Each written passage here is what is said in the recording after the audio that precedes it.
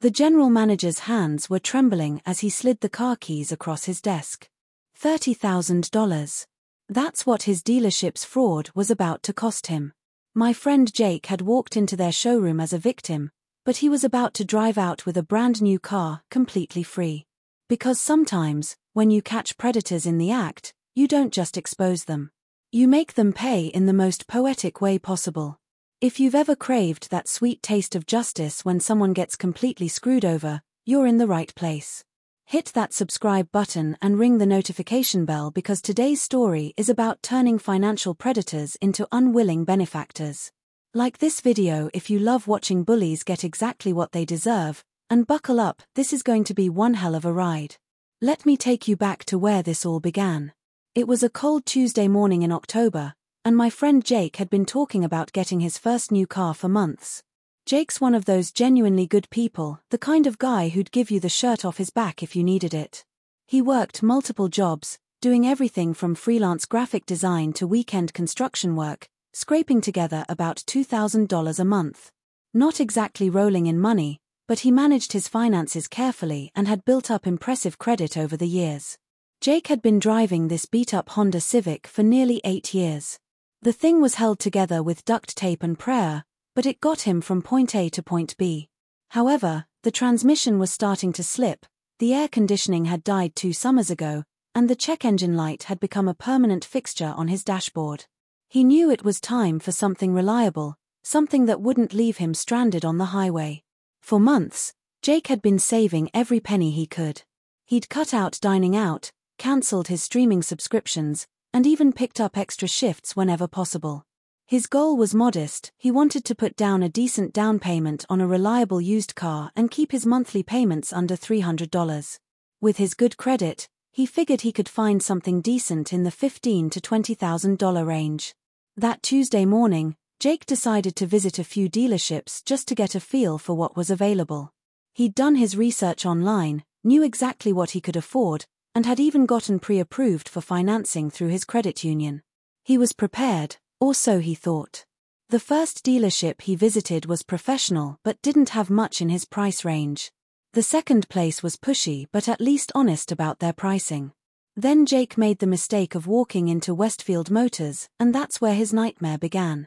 The moment Jake stepped onto the lot, he was approached by a salesman who introduced himself as Danny. Danny was everything you'd expect from a stereotype: slicked back hair, flashy watch, and a smile that seemed just a little too practiced. But Jake, being naturally trusting, didn't immediately see the red flags. "What brings you in today?" Danny asked, already eyeing Jake's old Honda with obvious disdain. "I'm looking for something reliable," Jake explained. "Maybe a used sedan, something in the $15,000 to $20,000 range. I can put down about $3,000 and keep payments under $300 a month." Danny's eyes lit up in a way that should have been Jake's first warning. $300 a month? Brother, you're thinking too small. Let me show you what we can really do for you. Instead of leading Jake to the used car section, Danny steered him directly toward the new vehicle lot. He started showing Jake cars that were clearly out of his budget: bright, shiny sedans with price tags hovering around $30,000. "I appreciate you showing me these," Jake said, "but I really need to stick to my budget. Can we look at some used options?" Danny waved his hand dismissively. "Don't worry about sticker prices. That's just numbers on paper. What matters is what we can do for you monthly. And with your credit score, and I can tell you've got good credit just by talking to you, we can work magic."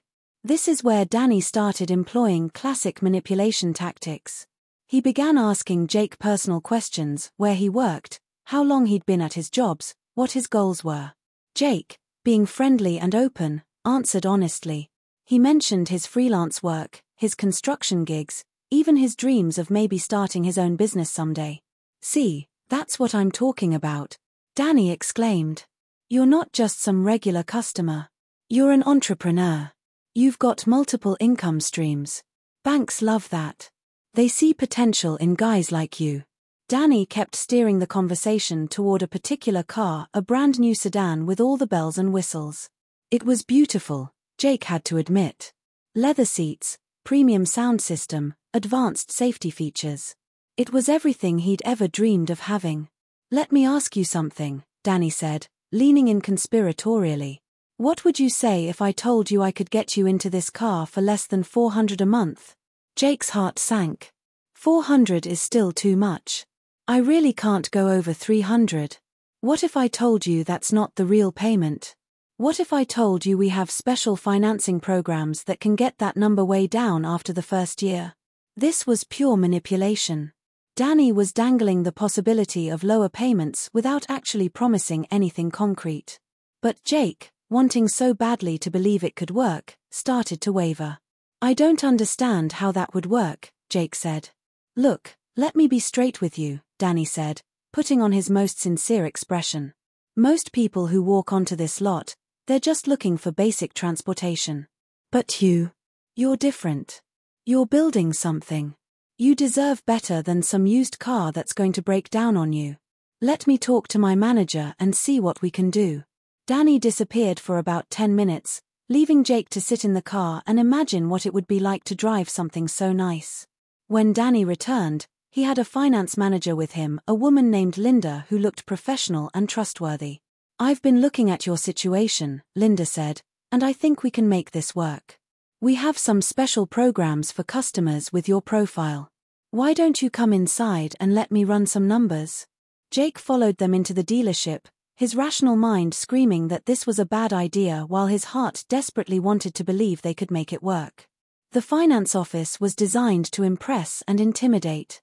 Leather chairs, mahogany desk, diplomas, and certifications covering the walls. Linda gestured for Jake to sit while she pulled up something on her computer. "Okay," she said, "I'm seeing that you should qualify for our preferred customer program. This is typically reserved for customers with higher income brackets, but your credit score is impressive enough that we can make an exception." Jake felt a flutter of pride. He'd worked hard to build his credit, and it was nice to have that recognized. "What I'm going to need from you," Linda continued, "is some basic information for the application. Nothing too complicated, just standard stuff the bank requires." She slid a form across the desk. It looked official, with the bank's logo at the top and several pages of fine print. Jake started filling it out, providing his name, address, and employment information. When he got to the monthly income section, he paused. His freelance work was inconsistent, and his construction job was seasonal. Some months he made $2,000, other months it might be $1,800 or $2,200. He wrote down $2,000, figuring that was a conservative estimate. Linda glanced at the form and frowned. $2,000 a month? That seems low for someone with your skills and work ethic. "Well, it varies," Jake explained. "Some months are better than others." "Right, but you're not accounting for your potential earnings. You mentioned you do freelance work, that's got unlimited potential. And construction work. Skilled trade workers can make serious money. What do you think you could be making in 6 months if you really focused?" Jake thought about it. If he could land a few big freelance projects and if construction work picked up in the spring, maybe he could hit $3,000 a month. "I guess maybe 3,000 would be possible," he said. Linda nodded encouragingly. "See, that's what I'm talking about. You're undervaluing yourself. Banks don't just look at what you're making today, they look at your earning potential. Someone with your drive and skill set. The sky's the limit." She took the form back and made some notes. Jake couldn't see exactly what she was writing, but he assumed she was just clarifying his income potential. "Okay," Linda said, "let me run this through our system and see what we can do." She disappeared for another 15 minutes, during which Danny kept Jake entertained with stories about other customers who'd gotten amazing deals on cars they initially thought they couldn't afford. When Linda returned, she was smiling. "Great news. You've been approved for the full amount. The bank loves your profile." Jake was shocked. "Really? For the full 30,000? "Absolutely. They see your potential. Now, let's talk about structuring this deal." This is where things got really manipulative. Instead of showing Jake the actual loan terms, Linda started talking about investment in his future and building equity and the importance of reliable transportation for business growth. She made it sound like buying this car was actually a smart financial move. "What we're looking at," she said, is a 6-year loan at a very competitive rate. Your monthly payment will be $750. Jake's stomach dropped. $750? That's way more than I can afford. I know it sounds like a lot, Linda said quickly, but remember, this is an investment. And with your income potential, you'll be making more than enough to cover this comfortably within a few months. But I don't make that much now, Jake protested. That's okay. Banks factor in growth potential. They wouldn't have approved you if they didn't believe in your ability to make these payments. This was the crucial moment. Jake knew he couldn't afford $750 a month. It was literally more than a third of his current income. But Linda and Danny had spent the last 2 hours convincing him that he was undervaluing himself, that his income would grow, that he deserved this car. I don't know, Jake said, his voice full of doubt. Linda leaned forward, her expression turning serious. Jake, can I be honest with you? This approval isn't going to last forever. Banks are tightening their lending requirements every day. If you walk out that door today, there's no guarantee you'll qualify for this kind of financing again. Danny chimed in. And this car? It's been getting a lot of interest. I've got another customer coming to look at it tomorrow morning. The pressure was overwhelming. Jake felt like he was being pushed toward a cliff, but everyone was telling him it was actually a bridge to a better future. What if I can't make the payments? Jake asked. You're going to be fine, Linda assured him. I've been doing this for 15 years, and I can spot someone who's going to succeed. You've got all the right qualities. Besides, if you ever have trouble, we can always work something out. That last part was a lie, of course. Once Jake signed those papers, the dealership would sell his loan to a bank within days, and he'd be entirely at the mercy of the lender. Jake sat there for several minutes, staring at the contract. His logical mind was screaming that this was a mistake, but the emotional manipulation had done its job. He'd been made to feel like this was his one chance at having something nice, his one opportunity to invest in his future. Finally, against every instinct he had, Jake signed the papers. The next 30 minutes were a blur of signatures, insurance arrangements, and paperwork. Jake felt like he was in a dream or maybe a nightmare. Before he knew it, he was sitting in his new car, holding the keys, still not quite believing what had just happened. The first few days were euphoric. Jake loved his new car. It was everything he'd dreamed of and more. He loved the way it felt to drive something reliable, something that didn't make strange noises or threaten to break down at any moment. But by the end of the first week, reality started to set in. $750 a month. For 6 years. That was $54,000 total for a car that had a sticker price of $32,000. The math was horrifying. Jake started losing sleep. He'd lie in bed at night, calculating and recalculating his budget, trying to figure out how he could make this work. Even if he cut every possible expense, he was still going to be short every month. That's when he called me. I should probably explain who I am and why Jake came to me. My name is Marcus, and I've been working in financial services for over 12 years.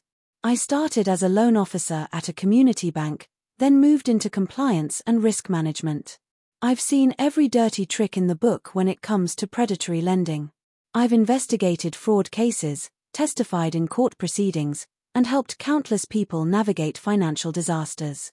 Jake and I met in college and stayed friends afterward.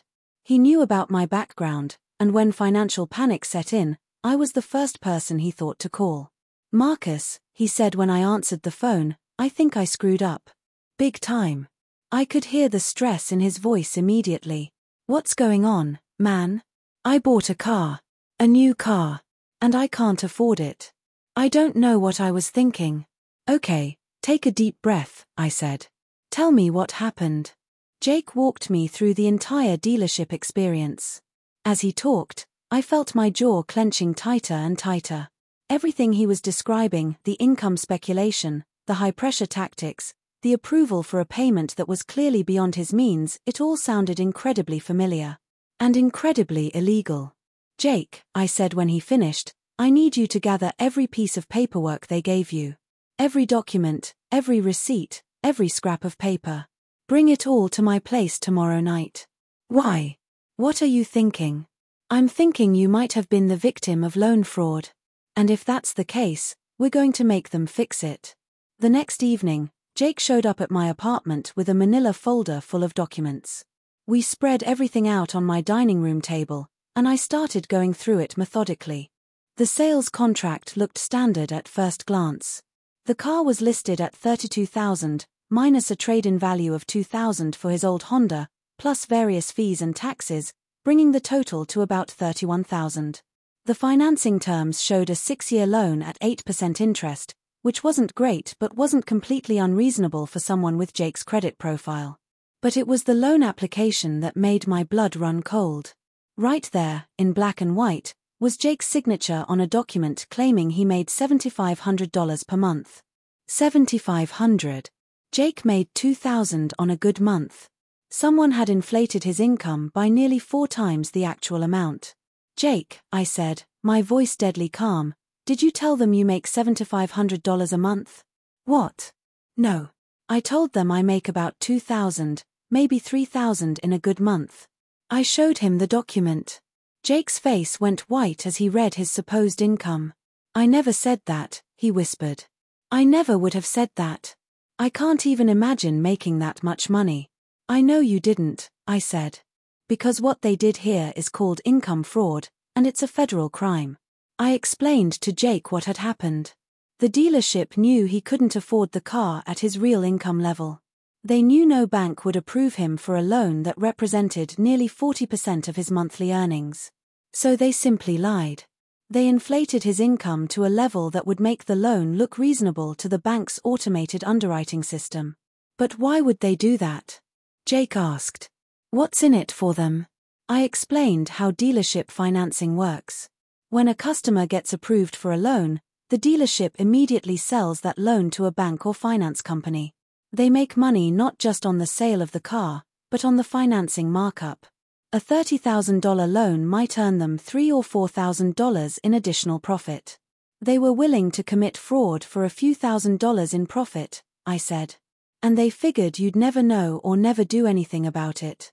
Jake was stunned. "So what do I do? Can I get out of the loan?" "Better than that," I said. "We're going to make them fix this properly. And by fix it, I mean they're going to give you a car for free." I spent the next 2 hours explaining to Jake exactly what leverage we had. Income fraud on loan applications is a federal crime under the Truth in Lending Act and the Fair Credit Reporting Act. The penalties are severe, up to 30 years in prison and fines up to $1 million per violation. More importantly, the dealership had put themselves in an impossible position. They had committed fraud to secure a loan for a customer who couldn't afford it. If the truth came out, they would face criminal charges, civil liability, and the loss of their dealership license. They would also have to explain to their lending partners why they had falsified loan documents, which could destroy their business relationships. "Here's what we're going to do," I told Jake. "We're going to walk into that dealership, present them with the evidence of their fraud, and give them a choice. They can either make this right by giving you a free car, or they can explain their business practices to the FBI." Jake was nervous about the confrontation, but I assured him that we held all the cards. The dealership had committed multiple federal crimes, and we had documented proof. They would be desperate to avoid prosecution. I spent the rest of the week preparing our case. I researched the specific laws that had been violated, prepared copies of all the relevant documents, and outlined exactly what we were going to demand. The plan was simple. We would present the dealership with irrefutable evidence of their fraud, explain the federal penalties they were facing, and offer them a way out. They could take back Jake's current car, absorb the loan themselves, and give him a comparable vehicle free and clear. In exchange, we wouldn't file criminal complaints or civil lawsuits. It was a generous offer, considering what they had done. But I knew they would be motivated to accept it once they understood the alternative. The following Monday morning, I called the dealership and asked to speak to the general manager. The receptionist tried to transfer me to the sales department, but I was insistent.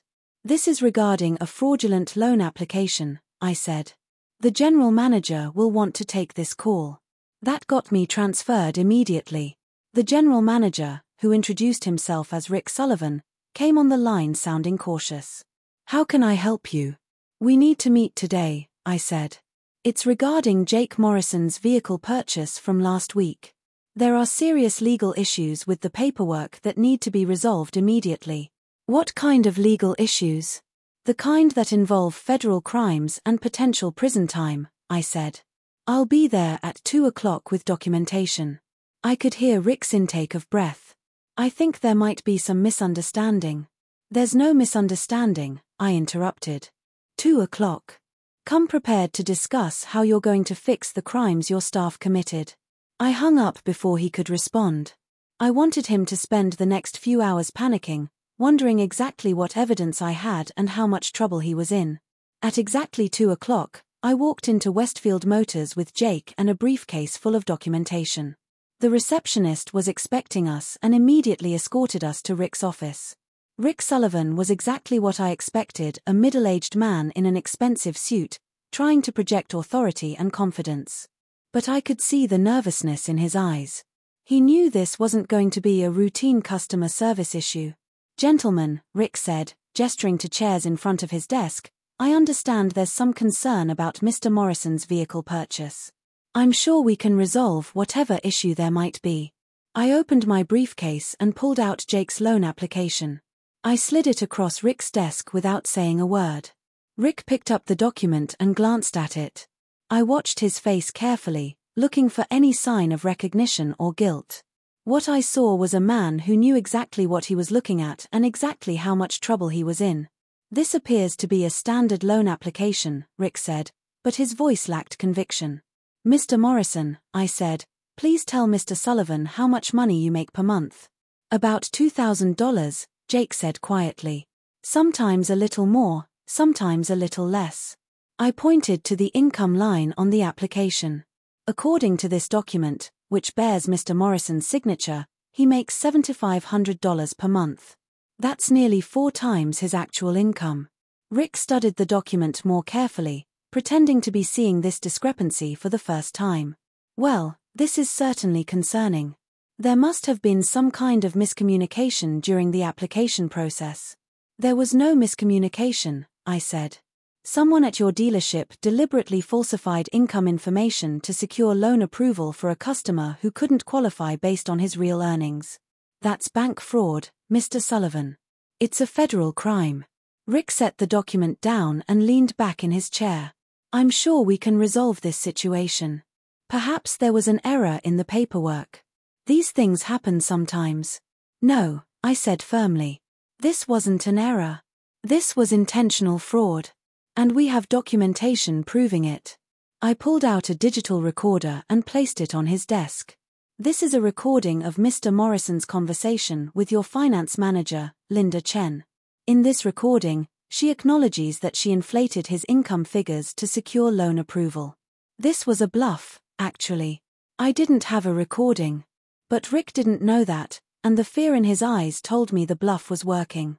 I think there might be some misunderstanding about what happened here, Rick said, his voice getting tighter. There's no misunderstanding, I replied. Your staff committed federal crimes. The question is how you're going to fix it. Rick excused himself and stepped out of the office. I could hear him making urgent phone calls in the hallway, probably to his attorney or his district manager. He was gone for about 15 minutes, and when he returned, he looked like he'd aged 10 years. Okay, Rick said, sitting back down. Let's say, hypothetically, that there was some kind of error in the paperwork. What would you be looking for in terms of resolution? It's not hypothetical, I said. Your staff committed fraud. But I'm prepared to offer you a way out of this situation. I pulled out a legal pad with my demands written out clearly. Here's what's going to happen. You're going to take back Mr. Morrison's current vehicle and cancel his loan. You're going to absorb whatever loss that creates. And you're going to provide him with a comparable vehicle, free and clear, with a clean title in his name. Rick's eyes widened. You're asking us to give away a $30,000 car. I'm giving you the opportunity to avoid federal prosecution, I corrected. The alternative is that I file complaints with the FBI, the Consumer Financial Protection Bureau, and the State Attorney General's office. I also contact the banks you work with and inform them that you've been submitting fraudulent loan applications. Rick was sweating now. Even if there were some irregularities in the paperwork, giving away a car is an extreme resolution. Bank fraud carries penalties of up to 30 years in prison and fines up to $1 million per violation, I said. Is your profit margin on this deal worth 3 decades in federal prison? The room fell silent. Rick was clearly weighing his options, and none of them were good. What if we just restructure the loan, he suggested. Maybe we can get the payments down to something more manageable. With what income? I asked. You'll have to explain to the bank why you lied about his earnings. And once you do that, they're going to want to audit every loan application you've submitted. How many other customers have you done this to? That question hit home. Rick's face went pale because we both knew this wasn't a one-time occurrence. Dealerships that commit this kind of fraud do it systematically. I need to make some calls, Rick said. You have 1 hour, I told him. After that, I'm filing criminal complaints. And once those complaints are filed, this offer is off the table. Rick left the office again, and this time he was gone for nearly 45 minutes. I could hear heated conversations in the hallway, probably with his attorney and his bosses. Jake was getting nervous, but I assured him we had them exactly where we wanted them. When Rick finally returned, he looked defeated. Okay, he said. We can work something out. I want to hear you say it, I said. Rick took a deep breath. We'll take back the current vehicle and provide Mr. Morrison with a comparable car, free and clear. And the loan? We'll handle the loan internally. No impact to Mr. Morrison's credit. I nodded. Good. Now, let's talk about which car he's getting. Rick tried to steer us toward an older model or a used vehicle, but I wasn't having it. Mr. Morrison was promised a new car through fraudulent means. He's getting a new car. The only difference is that now he's getting it for free. It took another hour to finalize the details, but by the end of the day, Jake was the owner of a brand new sedan worth $32,000. No loan, no payments, no liens. The title was in his name, free and clear. As we were leaving the dealership, Rick pulled me aside. I hope you understand that this was an isolated incident. We run a reputable business here. Mr. Sullivan, I said, if I ever hear about you pulling this scam on another customer, I won't be so generous next time. Are we clear? He nodded, looking like he wanted to crawl under his desk. The drive home was surreal. Jake kept asking me if this was really happening, if he actually owned the car outright. I had to keep reassuring him that yes, the car was his, and no, he didn't owe anyone a dime. I still can't believe they just gave me a free car, Jake said for the 10th time. They didn't give you anything, I corrected. They paid for the crimes they committed. This is restitution, not charity. But the story doesn't end there. About a week later, I got a call from Rick Sullivan. I wanted to thank you for how you handled this situation, he said, which caught me completely off guard. Thank me? You could have destroyed our business, Rick explained. You could have filed criminal complaints, contacted the media, sued us into bankruptcy. Instead, you gave us a chance to make it right. I gave you a chance to avoid prison, I said. Don't confuse that with doing you a favor. Fair enough, Rick said. But I want you to know that we've made changes. We've implemented new policies, additional training, better oversight. What happened with your friend, it won't happen again. I was skeptical. You'll understand if I don't take your word for it. I get it, Rick said. But I wanted to ask you something. We're looking for someone to help us overhaul our finance department, make sure we're fully compliant with all regulations. Would you be interested in consulting for us? I was stunned. The man whose dealership I'd just extorted was offering me a job. You want to hire me? I asked. You clearly know the regulations better than anyone on my staff, Rick said. And you've already proven you can spot problems before they become disasters. It would be a win-win. I thought about it for a moment. On one hand, it felt weird to work for people who had just committed fraud. On the other hand, maybe I could actually prevent other customers from going through what Jake had experienced. I'll think about it, I said. I never did take that consulting job, But I did keep an eye on Westfield Motors over the following months. And Rick was apparently true to his word. I never heard any more complaints about fraudulent loan applications from that dealership. Jake, meanwhile, drove his free car for the next 4 years. When he finally decided to trade it in for something different, he had massive equity because he'd never owed anything on it. That one moment of justice literally changed his financial trajectory. But here's what really gets me about this whole situation. How many other people were victimized by similar schemes?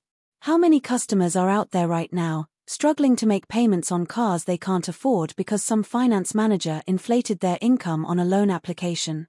According to the Consumer Financial Protection Bureau, auto loan fraud affects hundreds of thousands of Americans every year. The schemes vary, but they all have the same basic structure.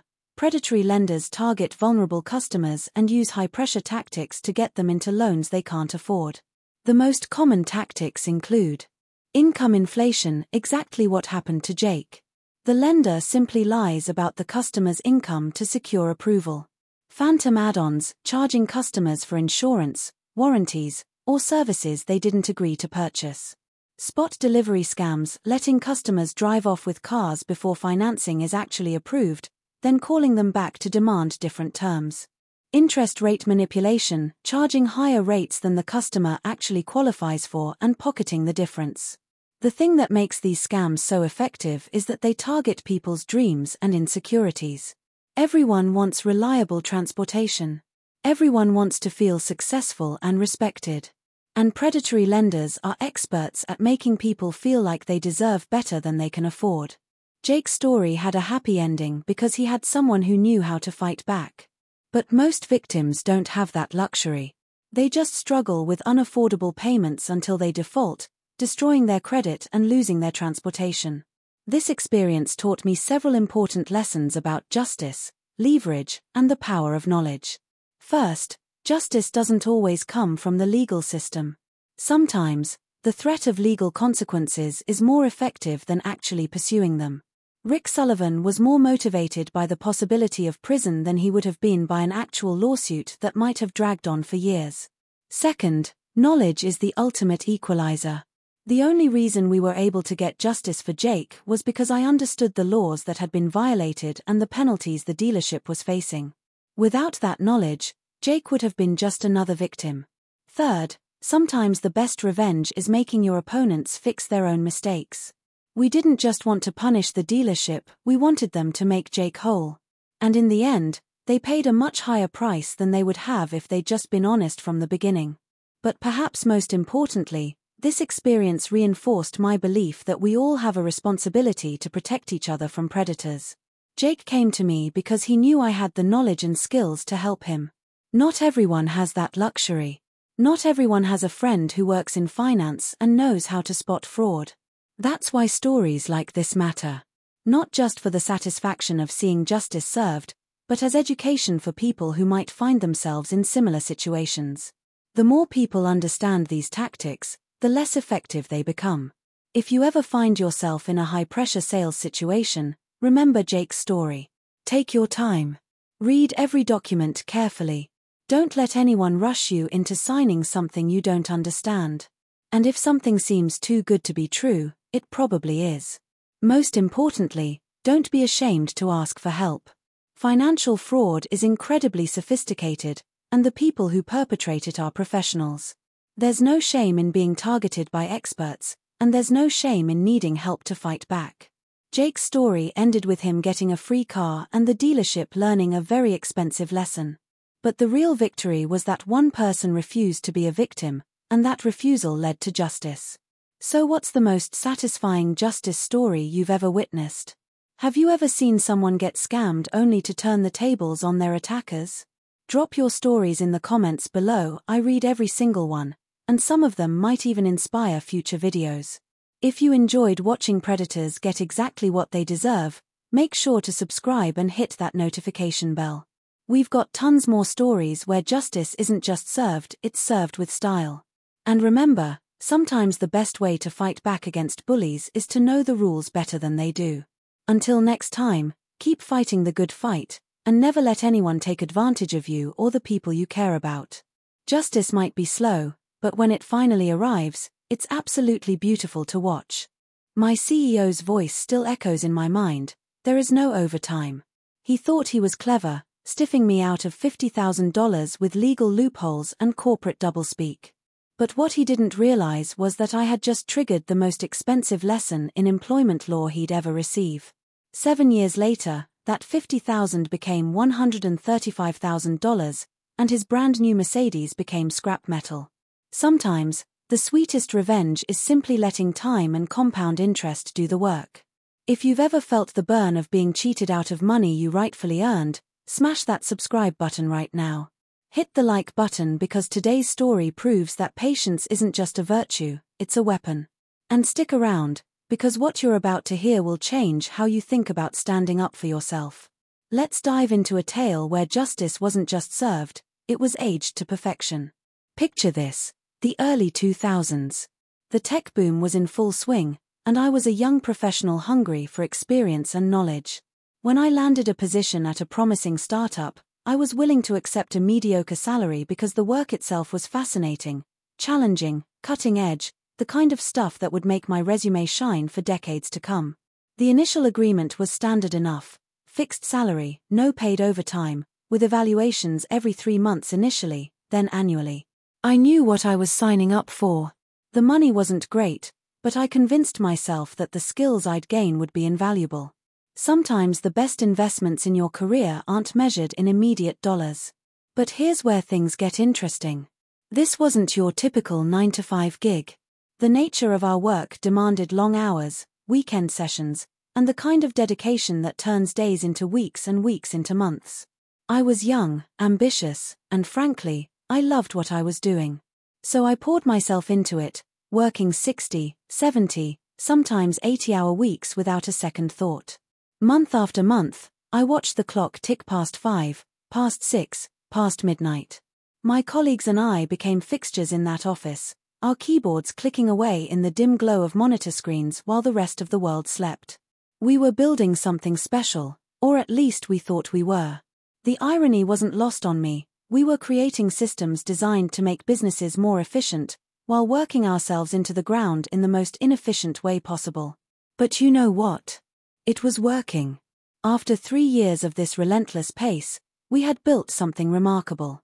10 solid clients were paying us handsomely, with dozens more in trial phases.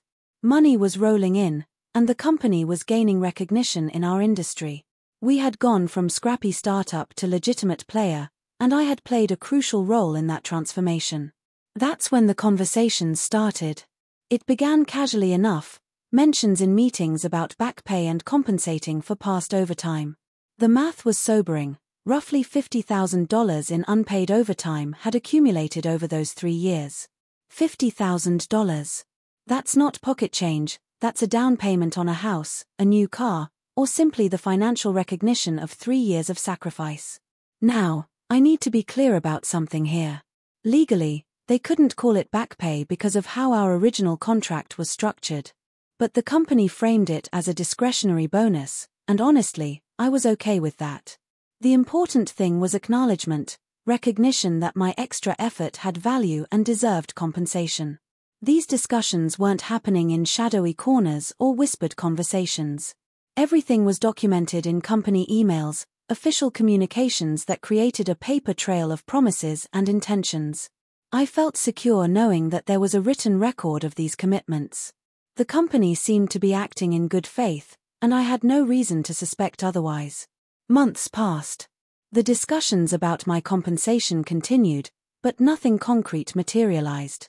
I started to feel that familiar knot in my stomach, the one that forms when you realize someone might be stringing you along. The company was clearly doing well financially, so I couldn't understand the delay. I even offered alternatives. If cash flow was an issue, I suggested taking equity at a discount. In our jurisdiction, this was perfectly legal and would have been a win-win situation. The company gets to preserve cash, and I get a stake in the success I had helped build. It seemed reasonable, fair, and mutually beneficial. But then came the offer that changed everything. When they finally presented their equity proposal, I couldn't believe what I was seeing. The company valuation they were using was astronomical, hundreds of millions of dollars for a company with 9 employees and projected annual revenue of around $2 million. The stake they were offering me? Less than 0.01%. Let me put that in perspective for you.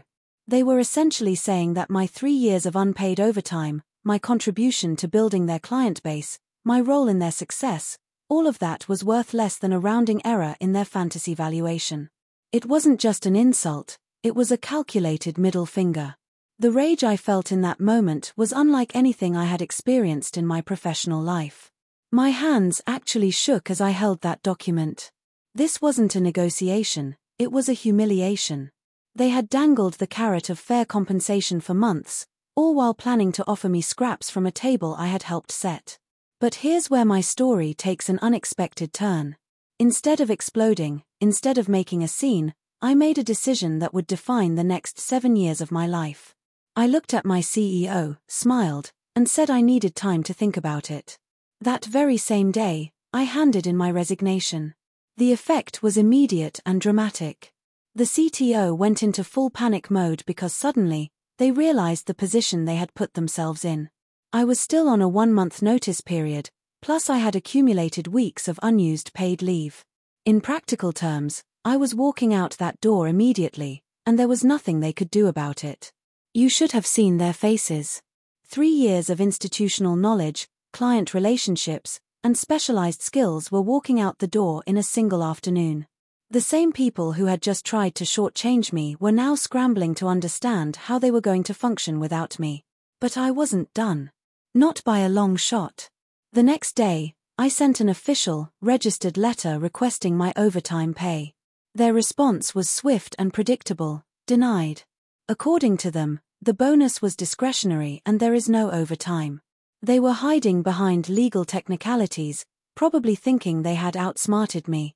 I sent a second letter, more detailed this time, laying out my case with documentation and legal reasoning. Again, denied. They were digging in their heels, confident in their position. But here's what they didn't know: I had been consulting with an attorney. Going to a lawyer was rare in our area back then. Most employment disputes were settled internally or simply accepted by frustrated workers who didn't know their rights.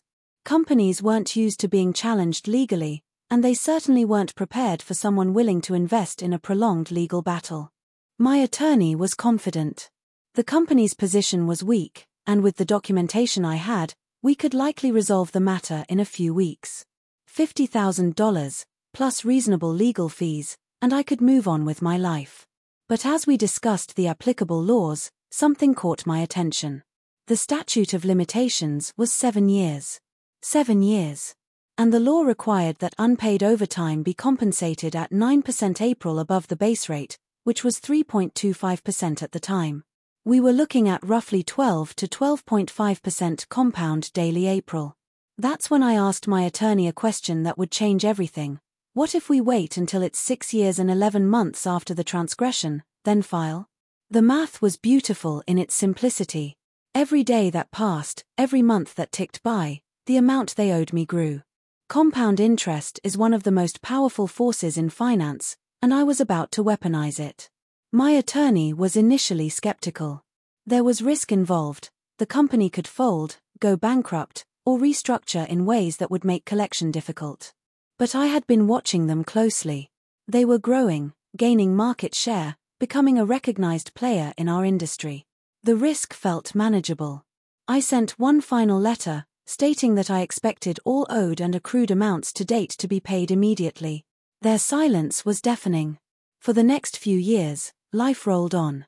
I found new opportunities, advanced my career, and occasionally checked in on my former employer. They continued to grow and prosper, which was exactly what I needed to see. My $50,000 debt was growing into something much more substantial.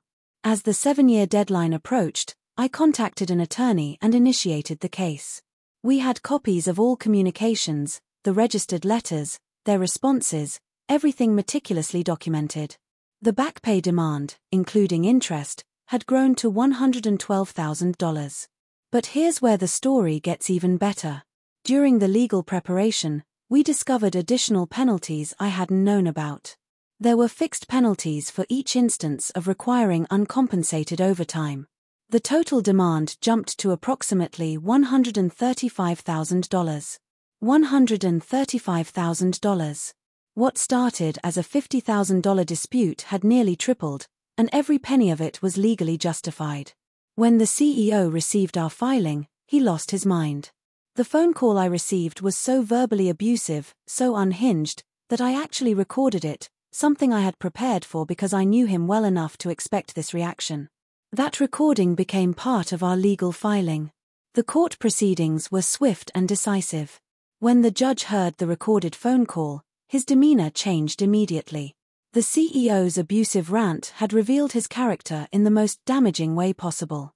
As the judge reviewed all our communications, the paper trail we had built over 7 years, it became clear that the defense had no ground to stand on. The judge didn't just rule in my favor, he ordered the company to pay immediately and without delay and instructed them to cover all my legal costs. As an additional consequence, they received a full audit from the Department of Labor, which I imagine uncovered other discretionary practices. The company paid up within a week. But wait, there's more. Sometimes the universe has a sense of humor about justice. The evening of the court's decision, apparently overwhelmed by the financial and legal implications of his actions, the CEO went out and got spectacularly drunk. In his inebriated state, he crashed his brand new Mercedes S-Class into another vehicle. The consequences were swift and severe. DUI conviction. License suspended for 6 months. And here's the kicker, his insurance company refused to pay out for the damages to his vehicle because he was intoxicated. His brand new Mercedes became an expensive pile of scrap metal. In a single day, he had lost $135,000 to me, faced potential additional penalties from the labor audit, destroyed his expensive car, and earned himself a criminal record. The man who had tried to cheat me out of $50,000 had ended up losing far more than that through his own poor decisions. The irony was perfect. He had thought he was clever, using legal loopholes and corporate power to avoid paying what he owed. Instead, his arrogance and greed had cost him nearly 3 times what he originally owed me, plus his reputation, his legal record, and his prized Mercedes. This experience taught me something profound about patience, justice, and the power of playing the long game. Sometimes the best revenge isn't immediate, it's methodical, calculated, and absolutely devastating in its precision. If this story resonated with you, if you've ever felt the satisfaction of seeing justice served, hit that like button and subscribe for more tales of perfectly executed revenge. Drop a comment below. What's the most patient revenge you've ever witnessed or experienced? And remember, sometimes the most powerful thing you can do is simply wait and let compound interest work its magic. Until next time, keep fighting the good fight. Picture this, you've just brought your newborn baby home. You're exhausted, running on 2 hours of sleep, and all you want is peace. Instead, you're trapped beneath drug dealers who throw parties every single night, leaving their 7-year-old son to fend for himself while they terrorize your family. But here's the thing about pushing a desperate parent too far, sometimes one phone call is all it takes to watch someone's entire world crumble. And trust me, what happened next was more satisfying than I ever imagined. If you've ever felt that burning desire for justice when someone crosses every line imaginable, smash that subscribe button right now. Hit like if you believe in karma, and stick around because this story proves that sometimes the universe delivers justice in the most spectacular way possible. Let's dive into how I accidentally became the instrument of the most perfect revenge. Let me paint you a picture of what should have been the happiest time of my life. My wife and I had just welcomed our second child into the world. You know that feeling, that mix of overwhelming love, protective instincts, and complete exhaustion that comes with a newborn? We'd found what seemed like the perfect duplex in an incredible neighborhood. It even had its own playground. We thought we'd hit the jackpot. The first few days were like a dream. We met our neighbors, mostly younger people, but they seemed decent enough. The old gentleman next door spent his time repairing bikes as a hobby, his weathered hands working magic on rusty chains and worn tires. The neighbor on the other side was a woodworker, and the sound of his careful craftsmanship was actually soothing. He'd often come over to check on us, sending his grandchildren to play with our kids. These were the kind of people who restored your faith in humanity. But then reality hit us like a freight train. The very first day after we'd finished unpacking, still surrounded by boxes and trying to establish some semblance of routine with a newborn, we heard a knock at our door. When I opened it, there was no adult in sight. Instead, I found a 7-year-old boy standing there, clutching a bag of goldfish crackers like it was a lifeline.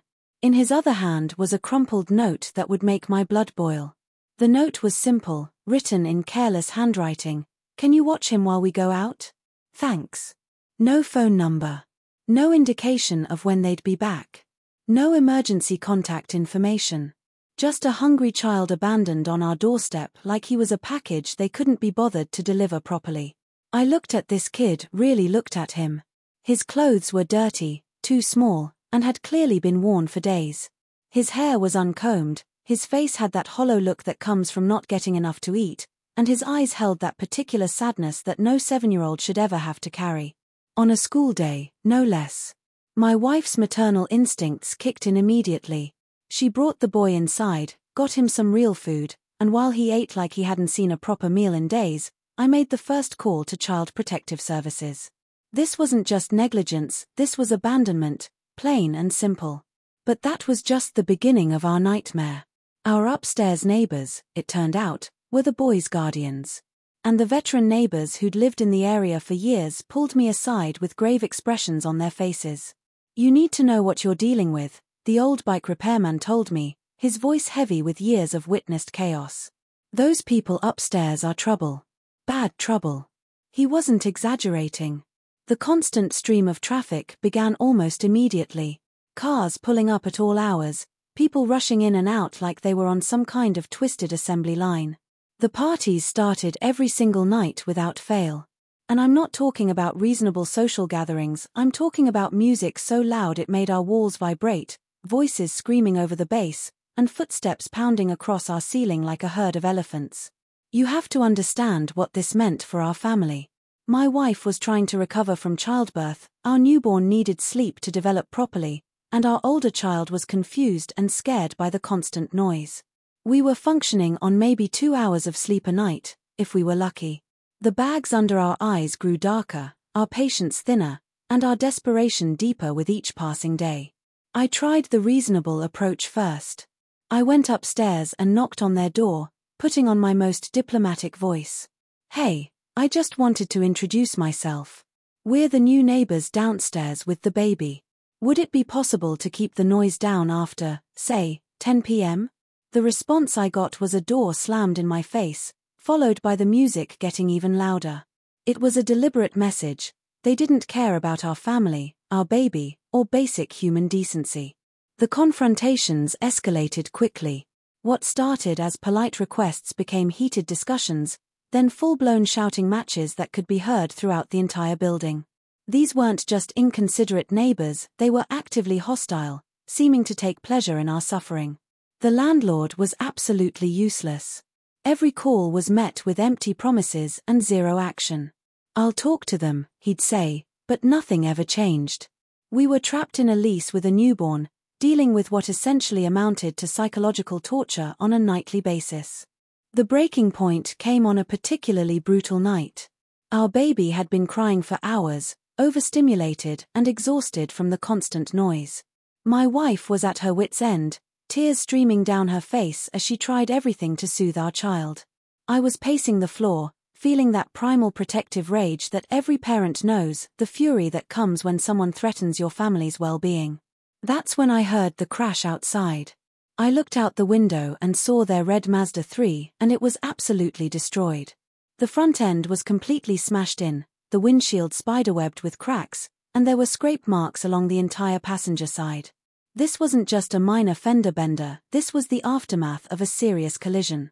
But here's the thing that made my blood run cold: they just stumbled out of this mangled vehicle, clearly intoxicated, and were laughing about it. These people had obviously hit someone and driven away, leaving whoever they'd hurt to deal with the consequences. In that moment, I made a decision that would change everything. I picked up my phone and called the Royal Canadian Mounted Police.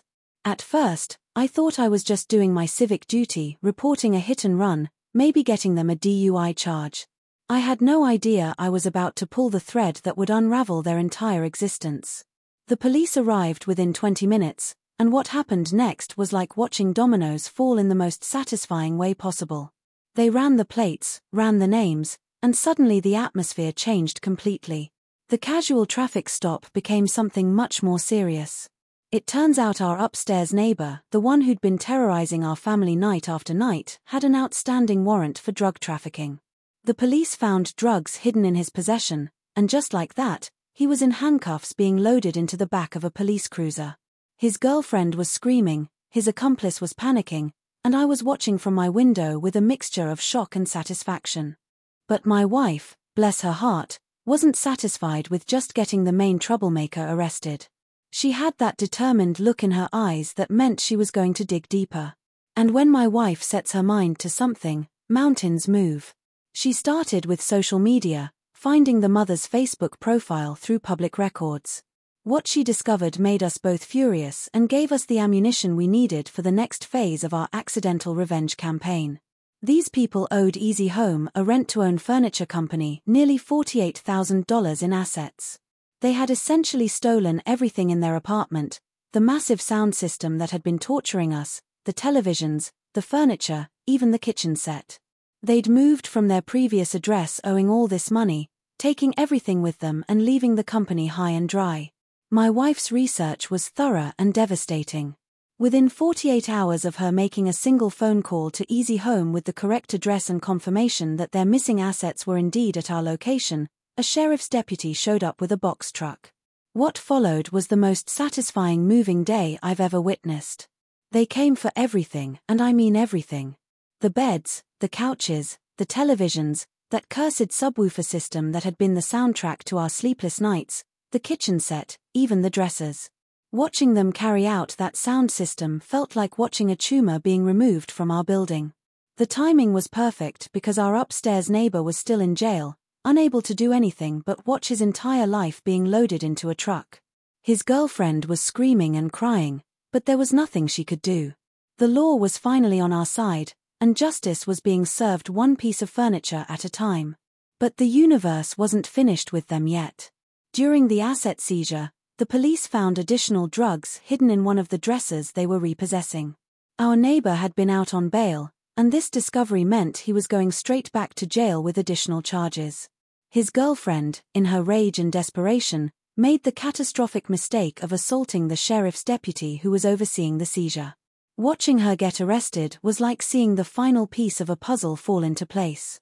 These people who had shown no respect for our family, no consideration for a child's need for sleep, no regard for basic human decency, were finally facing consequences for their actions. Child Protective Services arrived shortly after the police left with the second arrest. The 7-year-old boy was removed from the home, and while part of me felt sad for him, I knew it was the right thing. We'd fed him whenever we could, given him clean clothes when possible, but we couldn't save him from the neglect and abandonment he faced daily. The aftermath was more beautiful than I could have imagined. Our building became peaceful for the first time since we'd moved in. Our baby could finally sleep through the night. My wife could recover properly from childbirth. Our older child stopped jumping at every loud noise, and our family could finally just exist in peace. The drug dealer got sentenced to significant jail time for both the trafficking charges and the additional drug possession charges from the hidden stash. His girlfriend got her own jail sentence for assaulting a law enforcement officer. They lost everything they owned, their freedom, and their ability to terrorize other families.